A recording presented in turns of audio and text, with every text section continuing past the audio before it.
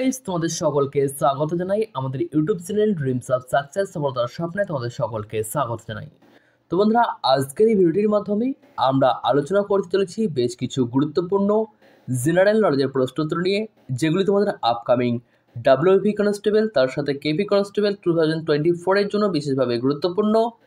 তাই তোমরা ভিডিওটি শেষ পর্যন্ত অবশ্যই দেখতে থাকবে। আজকের এই ভিডিওটিতে মক টেস্ট নম্বর 8 এর আগে আমরা 7টি মক টেস্ট তোমাদের নিয়েছি। তো সেগুলো যদি না দেখে থাকো অবশ্যই দেখে রাখবে, কারণ সেখানেও কিন্তু বেশ গুরুত্বপূর্ণ প্রশ্ন উত্তরগুলি আলোচনা করা হয়েছিল। তো জানিয়ে রাখি, আজকের যে প্রশ্ন উত্তরগুলি আলোচনা করবো প্রত্যেকটা প্রশ্ন প্রিভিয়াস ইয়ারের বিভিন্ন পরীক্ষায় এসছে, সেখান থেকে সংগ্রহ করা হয়। তাই প্রত্যেকটা প্রশ্ন আপকামিং পরীক্ষার জন্য বিশেষভাবে গুরুত্বপূর্ণ। তাই প্রত্যেকটা প্রশ্ন নিজেরা প্রথমে উত্তর দেবে, পরবর্তীতে আমার সাথে মেলাবে এবং সর্বশেষে কমেন্ট করে জানাবে এই যে যতগুলো কোশ্চেন আমরা করবো, অর্থাৎ মোটামুটি 40 থেকে 41টা মতো কোশ্চেন এখানে রয়েছে। তো সেই কোশ্চেনের মধ্যে কতগুলো তোমার ঠিক হলো, কতগুলো ভুল হলো, সেটা কিন্তু অবশ্যই কমেন্ট বক্সে কমেন্ট করে জানাবে এবং এগুলো কিন্তু অবশ্যই তোমরা মক টেস্ট আকারে দেবে। তো চলো আর বেশি কথা না বাড়িয়ে শুরু করা যাক আজকের ভিডিওটি। তো এখানে প্রথম কোয়েশ্চেন দেখতে পাচ্ছ, বাজার নিয়ন্ত্রণ নীতি বা বাজার দর নিয়ন্ত্রণ নীতি কে চালু করেন? বাজার নিয়ন্ত্রণ নীতি কে চালু করেন? এখানে সঠিক উত্তরটি হবে অপশন সি, আলাউদ্দিন খলজি বাজার নিয়ন্ত্রণ নীতি চালু করেছিল। চলো নেক্সট 2 নম্বর প্রশ্ন দেখো, ভারতবর্ষের কাস্ট জাতীয় ভূপ্রাকৃতিক বৈশিষ্ট্য কোথায় তৈরি হয়েছে? ভারতবর্ষে কাস্ট জাতীয় ভূপ্রাকৃতিক বৈশিষ্ট্য কোথায় তৈরি হয়েছে? তো এখানে দেখো আমাদের অপশন এটা সঠিক উত্তর হবে আলিপুরদুয়ার জেলা, বক্সার আর জয়ন্তী পাহাড়ে এখানে কিন্তু কাস্ট জাতীয় ভূপ্রকৃতির বৈশিষ্ট্য লক্ষ্য করা যায়।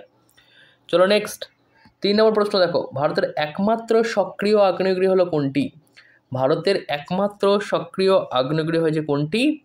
তো এখানে আমাদের সঠিক উত্তরটি হবে অপশন সি, ব্যারন দ্বীপ। এখানে প্রতি 10 মিনিটে 2 থেকে 3 বার কিন্তু এখানে অগ্নুপাত হয়ে থাকে। তো এখন সক্রিয় আগ্নেয়গিরি হচ্ছে আমাদের ভারতবর্ষে একমাত্র ব্যারন দ্বীপ। চলো নেক্সট 4 নম্বর প্রশ্নটি আমরা দেখে নেব। 4 নম্বর প্রশ্ন দেখো, গুরুত্বপূর্ণ একটি প্রশ্ন রয়েছে। 2011 সালের জনগণনা অনুসারে নিম্নলিখিত কোন রাজ্যের জনসংখ্যার ঘনত্ব সবচেয়ে কম? তো এখানে সঠিক উত্তরটি হবে আমাদের অপশন সি, অরুণাচল প্রদেশ। অরুণাচল প্রদেশ এখানে জনঘনত্ব সবচেয়ে কম। চলো নেক্সট 5 নম্বর প্রশ্ন দেখো, হিন্দু পেট্রিয়টিক পত্রিকার সম্পাদক কে ছিলেন?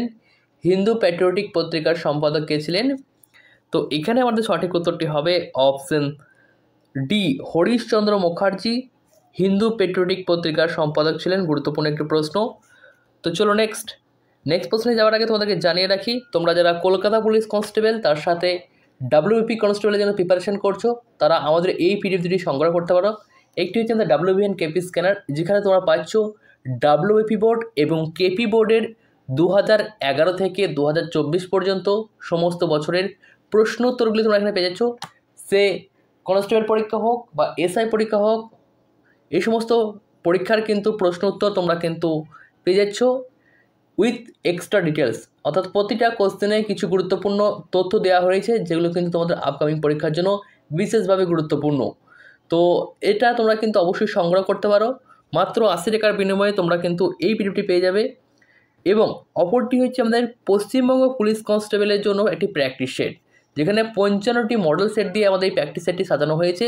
সম্পূর্ণ তোমাদের যে নতুন সিলেবাস, একটি মাত্র তোমাদের পরীক্ষা হবে, সেই সিলেবাস অনুযায়ী কিন্তু তৈরি করা হয়েছে, যেখানে 16টি ফুল প্র্যাকটিস সেট পেয়ে যাবে এবং প্রতিটা বিষয়ে কিন্তু 10টি করে স্পেশাল প্র্যাকটিস সেট পাবে। তার সাথে ডাব্লিউপি 2019 এবং 20 প্রিভিয়াস ইয়ারের কোশ্চেন অ্যান্সারের সলভ পেপার কিন্তু দেওয়া রয়েছে এখানে।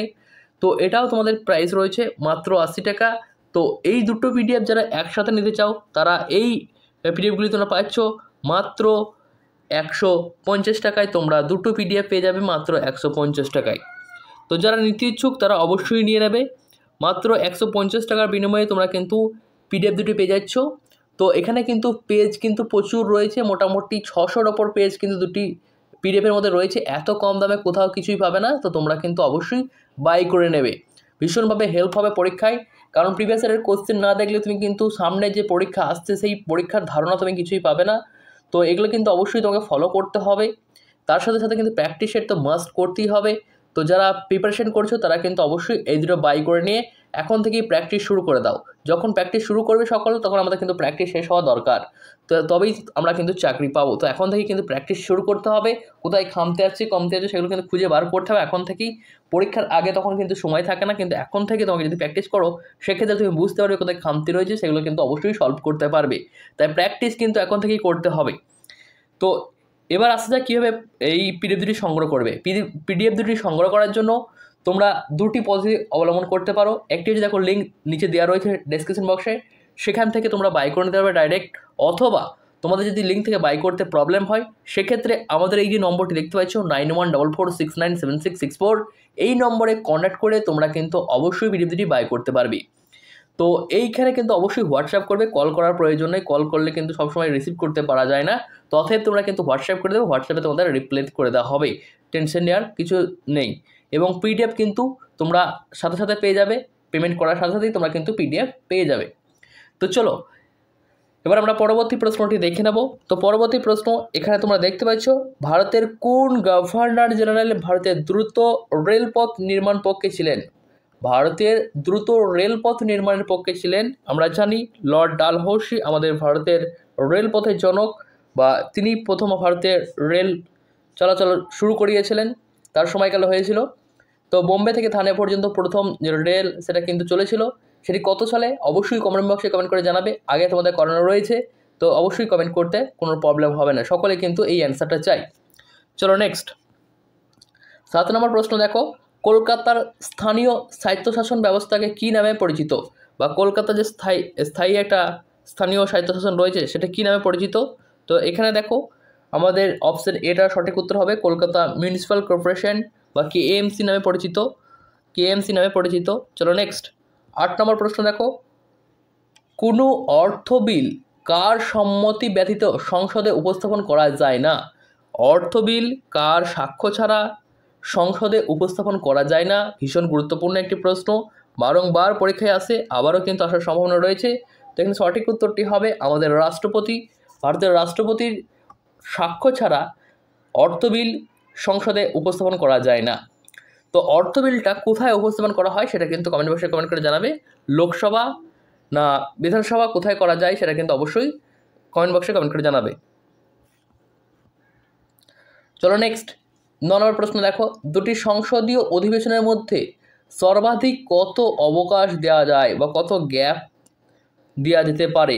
সর্বাধিক, তো সর্বাধিক 6 মাসের গ্যাপ দেওয়া যায়, 6 মাসের বেশি কিন্তু গ্যাপ দেওয়া যায় না দুটি সংসদীয় অধিবেশনের মধ্যে। চলো নেক্সট 10 নম্বর প্রশ্ন দেখো, নিম্নের কোনটি কম্পিউটারের প্রোগ্রামিং ল্যাঙ্গুয়েজ নয়? নিম্নের মধ্যে কোনটি কম্পিউটারের প্রোগ্রামিং ল্যাঙ্গুয়েজ নয়? এখানে দেখো সঠিক উত্তরটি হবে অপশন সি, ম্যাকিনতোশ। এটা কিন্তু আমাদের প্রোগ্রামিং ল্যাঙ্গুয়েজ নয়, বাকিগুলো কিন্তু প্রোগ্রামিং ল্যাঙ্গুয়েজ। চলো নেক্সট 11 নম্বর প্রশ্ন দেখো, কুচিপুড়ি নৃত্যের উদ্ভব কোথায় হয়েছে? কুচিপুড়ি নৃত্যের উদ্ভব কোথায় হয়েছে? এখানে সঠিক উত্তরটি হবে কুচিপুড়ি নৃত্যের উদ্ভব হয়েছে অন্ধ্রপ্রদেশে কুচিপুড়ি নৃত্য। চলো নেক্সট, আমি যা করি তাই করি বইটির রচয়িতাকে? আমি যা করি তাই করি বইটির রচয়িতাকে? তো প্রত্যেকটা প্রশ্ন কিন্তু প্রিভিয়াস ইয়ারে বিভিন্ন পরীক্ষা এসছে, তো এখানে সঠিক উত্তরটি হবে অপশন বি, রঘুরামজি রাজন হয়েছে আমি যা করি তাই করি বইটির রচয়িতা। চলো নেক্সট 13 নম্বর প্রশ্ন দেখো, প্রাচীন ভারতীয় ইতিহাস নিয়ে গবেষণার জন্য কোন ঐতিহাসিক বিখ্যাত? প্রাচীন ভারতীয় ইতিহাস নিয়ে গবেষণা করার জন্য কোন ঐতিহাসিক বিখ্যাত? তো এখানে আমাদের সঠিক উত্তরটি হবে অপশন সি, রামচরণ শর্মা। এখানে আমাদের সঠিক উত্তর হয়ে গেল। চলো নেক্সট 14 নম্বর প্রশ্ন দেখো, চণ্ডীগড়ের রক গার্ডেনের স্রষ্টাকে? চণ্ডীগড়ের রক গার্ডেনের স্রষ্টাকে? তো এখানে সঠিক উত্তরটি হবে অপশন ডি, নেকচাঁদ।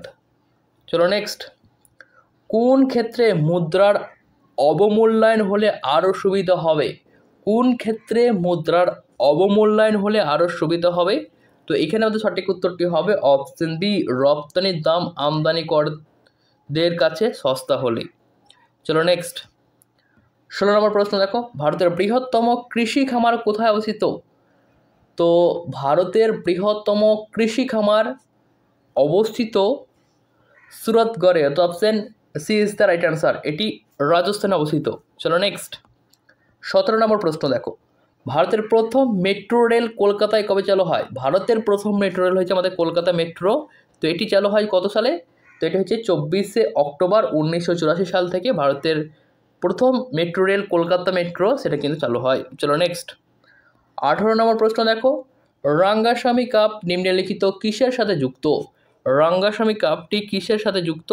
তো রাঙ্গাস্বামী কাপ হচ্ছে আমাদের হকি খেলার সাথে যুক্ত। Option C is the right answer. চলো নেক্সট, বৃহৎ সংহিতার রচয়িতাকে? বৃহৎ সংহিতার রচয়িতাকে? তো বৃহৎ সংহিতা রচনা করেছেন বরাহমিহির। বরাহমিহিরের রচনা বৃহৎ সংহিতা। চলো নেক্সট, জেলার মুখ্য রাজস্ব আদায়কারীকে? জেলার মুখ্য রাজস্ব আদায়কারী হচ্ছে কে? এখানে সঠিক উত্তরটি হবে অপশন এ, জেলা শাসক হচ্ছে জেলার মুখ্য রাজস্ব আদায়কারী। চলো নেক্সট, গড়ে বায়ুতে জলীয় বাষ্পের পরিমাণ কত পার্সেন্ট? গড়ে বায়ুতে জলীয় বাষ্পের পরিমাণ কত পার্সেন্ট? এখানে সঠিক উত্তরটি হবে অপশন বি, 3%। চলো নেক্সট, পশ্চিমবঙ্গের শুষ্ক বন্দর বা ড্রাই পোর্টের অবস্থান হলো কোথায়? পশ্চিমবঙ্গের শুষ্ক বন্দর বা ড্রাই পোর্ট কোথায় অবস্থিত? এখানে সঠিক উত্তরটি হবে কলকাতায় অবস্থিত পশ্চিমবঙ্গের শুষ্ক বন্দর। চলো নেক্সট, 23 নম্বর প্রশ্ন দেখো, ভারতবর্ষকে ক্ষমতা হস্তান্তরের জন্য 1946 সালে ব্রেকডাউন প্ল্যান কে প্রস্তাবন করেন? ভারতবর্ষকে ক্ষমতা হস্তান্তরের জন্য 1946 সালে ব্রেকডাউন প্ল্যান কে প্রস্তাব করেন? তো ব্রেকডাউন প্ল্যান এটি প্রস্তাব করেছিল viceroy Lord Wavell. Lord Wavell এটি প্রস্তাব করেছিল। চলো নেক্সট, 24 নম্বর প্রশ্ন দেখো, 1857 সালে বিদ্রোহের সময় লখনৌর নেতা ছিলেন কে? 1857 সালে মহাবিদ্রোহের সময় লখনৌর নেতৃত্ব করেছিল কে? এখানে সঠিক উত্তরটি হবে অপশন ডি, বেগম হজরত মহল। চলো নেক্সট, 25 নম্বর প্রশ্ন দেখো, কোন সংশোধনীতে সম্পত্তির অধিকার মুছে দেওয়া হয়েছে বা সম্পত্তির অধিকারকে মৌলিক অধিকার থেকে বাদ দেওয়া হয়েছে? কততম সংবিধান সংশোধনীর মাধ্যমে?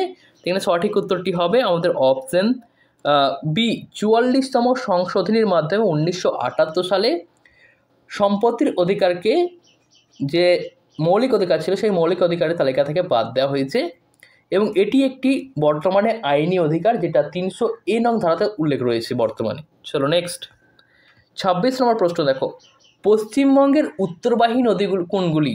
নিম্নলিখিতগুলির মধ্যে কোনগুলি পশ্চিমবঙ্গের উত্তরবাহী নদী? তো পশ্চিমবঙ্গের উত্তরবাহী নদী হচ্ছে তিস্তা, জলঢাকা, রায়ঢাক, এগুলো হচ্ছে পশ্চিমবঙ্গের উত্তরবাহী নদী। চলো নেক্সট, 27 নম্বর প্রশ্ন দেখো, হরপ্পা সভ্যতার ম্যানচেস্টার বলা হয় কোন শহরটিকে?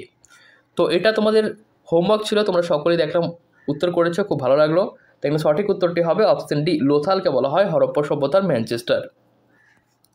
চলো নেক্সট, কোন কমিটি স্থানীয় স্বায়ত্তশাসনের জন্য সুপারিশ করেছে?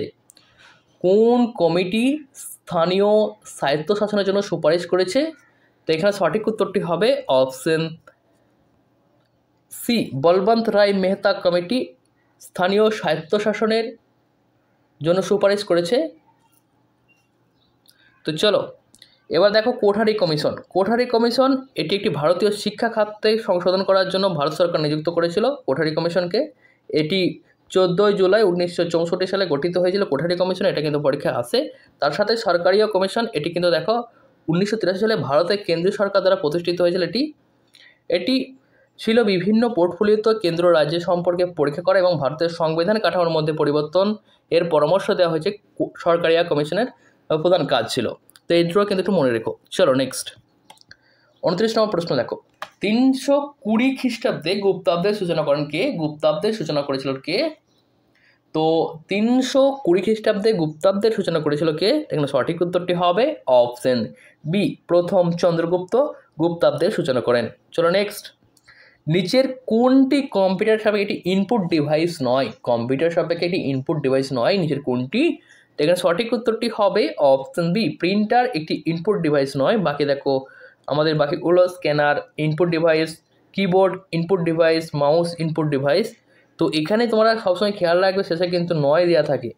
এখানে দেখো ইনপুট ডিভাইস দেখে যদি আমি উত্তর করতাম প্রথমেই স্ক্যানার পেয়ে যাচ্ছি, তো এটা আমি উত্তর করে চলে আসতাম। তো এগুলো কিন্তু একটু খেয়াল রাখবে। এই 9 কোশ্চেন কিন্তু এখন খুব ট্রেন্ড হয়ে গেছে আমাদের প্রতিটা পরীক্ষার জন্য। তো তো 9 কিন্তু শেষে থাকছে, তো অবশ্যই শেষ পর্যন্ত পড়বে কোশ্চেনগুলো, ঠিক আছে। চলো নেক্সট, পশ্চিমবঙ্গের কোন জেলা ছৌ নৃত্যের উদ্ভব হয়েছিল? ছৌ নৃত্যের উদ্ভব হয়েছিল কোন জেলায়? তো আশা করি সকলেই পারবে কোশ্চেনের অ্যান্সারটি।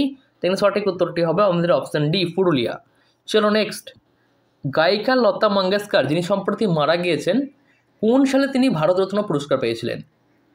সরি, তো এখানে আমাদের সঠিক উত্তরটি হবে গায়িকা লতা মঙ্গেশকর যিনি সম্প্রতি মারা গিয়েছেন, তিনি ভারতরত্ন পুরস্কারে ভূষিত হয়েছিলেন 2001 সালে। তো option A is the right answer. চলো নেক্সট, 33 নম্বর প্রশ্ন দেখো,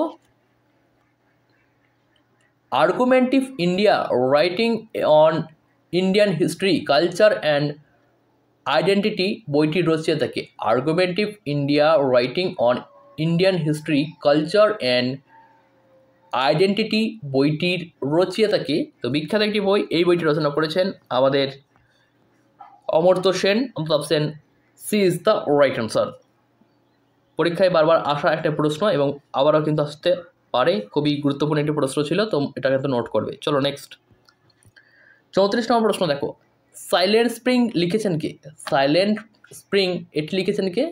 তো এটি লিখেছেন Rachel Carson. Rachel Carson silent spring লিখেছেন। চলো নেক্সট, সম্মিলিত জাতিপুঞ্জের খাদ্য ও কৃষি সংস্থা FAO দ্বারা প্রতি বছর 5ই ডিসেম্বর কোন দিবস পালিত হয়? সম্মিলিত জাতিপুঞ্জের খাদ্য ও কৃষি সংস্থা FAO এর দ্বারা প্রতি বছর 5ই ডিসেম্বর কোন দিবস পালিত হয়? তো এই 5ই ডিসেম্বর প্রতি বছর বিশ্ব মৃত্তিকা দিবস পালন করা হয়, এটা কিন্তু মনে রেখো। এবং এই যে FAO এর সদর দপ্তর কিন্তু তোমরা জানো রোমে অবস্থিত, এটাও কিন্তু আছে। চলো নেক্সট, 36 নম্বর প্রশ্ন দেখো, ডক্টর MS স্বামীনাথন নিম্নলিখিত কোন ক্ষেত্রে নিজের কৃতিত্ব প্রকাশ করেছে? ডক্টর MS স্বামীনাথন নিম্নলিখিত কোন ক্ষেত্রে নিজের কৃতিত্ব প্রকাশ করেছে বা কিসের সাথে জড়িত তিনি? তো এখানে সঠিক উত্তরটি হবে আমাদের অপশন ই, অবভিয়াসলি। দেখেন কিসের সাথে তিনি জড়িত, কারণ তিনি কিন্তু সবুজ বিপ্লবের সাথে যুক্ত ছিলেন, এটা কিন্তু মনে রেখো। চলো নেক্সট, 37 নম্বর প্রশ্ন দেখো, সূর্য থেকে পৃথিবীতে আলো আসতে কত সময় লাগে? সূর্য থেকে পৃথিবীতে আলো আসতে কত সময় লাগে? তো এখানে আমাদের সঠিক উত্তরটি হবে option B, 8 minute 20 second. Next, নিচের কোন সময়কে ভারতে প্ল্যান হলিডে বলা হয়? প্ল্যান হলিডে বলা হয় কোন সময়টাকে? ভীষণ গুরুত্বপূর্ণ একটি প্রশ্ন। তো প্ল্যান হলিডে বলা হয় 1966 থেকে 1969 সাল পর্যন্ত, এটি হচ্ছে প্ল্যান হলিডে। চলো নেক্সট, 39 নম্বর প্রশ্ন দেখো, বায়ুমণ্ডলীয় যে স্তর দিয়ে জেট প্ল্যান যাতায়াত করে সেটি হলো কোনটি? তো বায়ুমণ্ডলের বিভিন্ন স্তর রয়েছে যার মধ্যে দিয়ে জেট প্ল্যান যাতায়াত করে, সেটি হচ্ছে আমাদের স্ট্র্যাটোস্ফিয়ার। স্ট্র্যাটোস্ফিয়ার হচ্ছে আমাদের এই স্তর দিয়ে আমাদের কিন্তু বায়ুমণ্ডলের এই স্তর দিয়ে জেট প্ল্যান যাতায়াত করে। তো চলো নেক্সট প্রশ্নটি আমরা দেখে নেবো, 40 নম্বর প্রশ্ন, আজকের শেষ প্রশ্ন। নিম্নলিখিত হরপ্পা প্রত্নস্থলগুলির মধ্যে কোনটি গুজরাটে অবস্থিত নয়? আবারও দেখো নয় রয়েছে, ঠিক আছে। তো নিম্নলিখিত হরপ্পা প্রত্নস্থলগুলির মধ্যে কোনটি গুজরাটে অবস্থিত নয়? তো এখানে আমাদের সঠিক উত্তরটি হবে অপশন ডি, বানোয়ালি। বানোয়ালি কিন্তু গুজরাটে অবস্থিত নয়, এটি কিন্তু হরিয়ানাতে অবস্থিত। তো এই বাকি দেখো সোরা, কোটা, লোথাল, ধোলাভিরা এগুলো কিন্তু আমাদের গুজরাটে অবস্থিত, তো এটা কিন্তু মনে রেখো। বিশেষ করে লোথালটা বারবার আসছে যে লোথাল কোন রাজ্যে অবস্থিত, তো এটি বর্তমানে আমাদের গুজরাট রাজ্যে অবস্থিত, ঠিক আছে। তো চলো এবার আমার তোমাদের একটা হোমওয়ার্ক রয়েছে, সেটা দেখে নেবো। তো হোমওয়ার্কটা যে দেখো, ভারতের পশ্চিমতম স্থান বা বিন্দু কোনটি? ভারতের পশ্চিমতম স্থান বা বিন্দু কোনটি? সকলে এই কোশ্চেনের অ্যান্সারটা কমেন্ট বক্সে কমেন্ট করে জানাবে। ভারতের পশ্চিমতম স্থান বা বিন্দু কোনটি, এটা তোমাদের আজকে হোমওয়ার্ক থাকলো। এবং এই যে 40টা কোশ্চেন করলাম, সেই 40টা কোশ্চেনের মধ্যে কতগুলি ঠিক হলো, কতগুলি ভুল হলো, অর্থাৎ তোমার স্কোর কত হলো, সেটা কিন্তু কমেন্ট বক্সে কমেন্ট করে জানাবে। তো চলো দেখা হবে নেক্সট ভিডিওতে, তখন ভালো থেকো, সুস্থ থেকো। এবং যারা PDF নিতে চাও তারা অবশ্যই হোয়াটসঅ্যাপে অথবা তোমরা ডেসক্রিপশন বক্স থেকে কালেক্ট করে নিতে পারবে PDF। মাত্র 80 টাকা বিনিময়ে তোমরা PDFগুলো পেয়ে যাবে, তো অবশ্যই সেখান থেকে বাই করে নেবে। তো ধন্যবাদ ভিডিওটা এখন পর্যন্ত দেখার জন্য। তো চলো দেখা হচ্ছে নেক্সট ভিডিওতে, তখন ভালো থেকো, সুস্থ থেকো। Thanks for watching.